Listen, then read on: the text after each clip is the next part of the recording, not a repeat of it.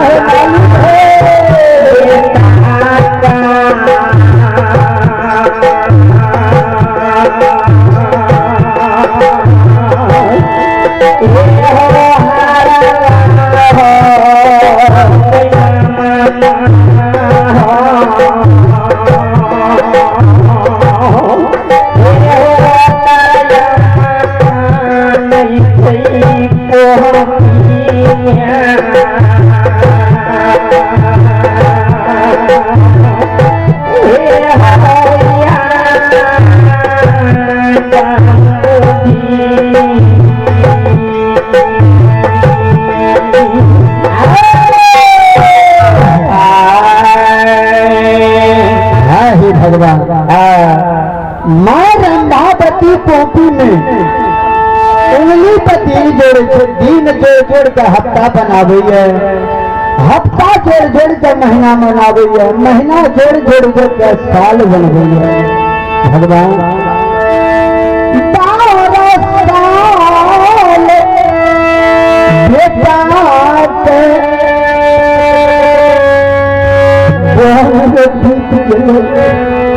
माँ नदी के लहर नदी सहैया, माँ के पेट के लहर बर्दाश्त नहीं थी। अगर माँ दोसर तेसर बेटा रहती है माँ के तो धैर्य बहन कह रही एकेटा बेटा माँ के पेट में रहे, ओहो बाबा धर्मराज है मैं बेटा के कारण पोती में अनहर बनल छे। कर के बेटी बियाही कहे हे सासू माँ मान हे यहाँ के बेटा हमारे सिर के सोहाग रतिये में गोना करा के घर कोहबर के देने में पैर के यारत मलिन भेले चोरबा चोरा भाग गेले माये 16 सिंगार 32 अबरम कर दे। मैं बेटा के कारण जे काने छे जहना काटल गाछ जमीन में गिरे छे वही मैं रंधा जमीन में गिर गए छे। बेटा कहते छे बेटा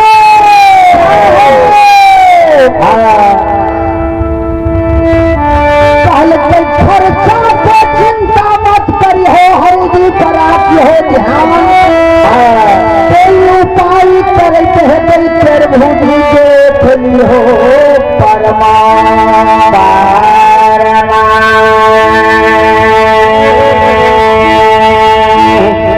हे गे माँ चिंता क्या करे थी असल बेटा जो है कई न आग न जलते न पानी न डूब के मरते न जंगल में बेटा का बाग सियार खेते माँ अगर ये सल बेटा है तो जरूर 12 बरस पर लौट के जेते। मैं तो बेटा के कारण आँख के अंधा बनल छे, हाथ में लाठी के ठेगनी लेने खड़े जमीन पर गिर जाए बेटा तो कहते बेटा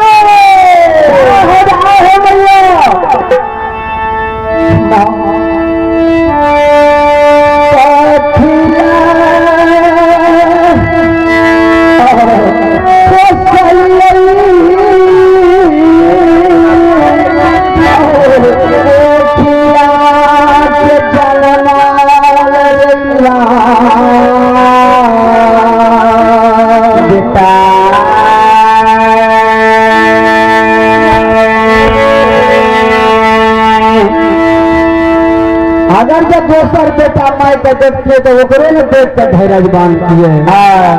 एकेटा बेटा माई के देने रहे ओकरो गोसाई हेल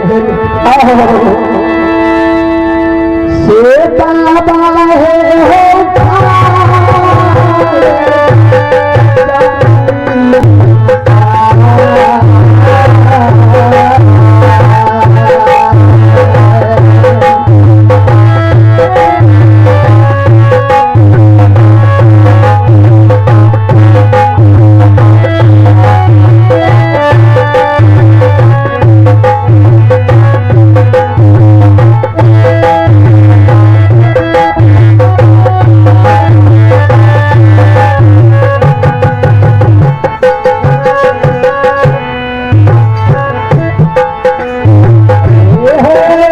समाज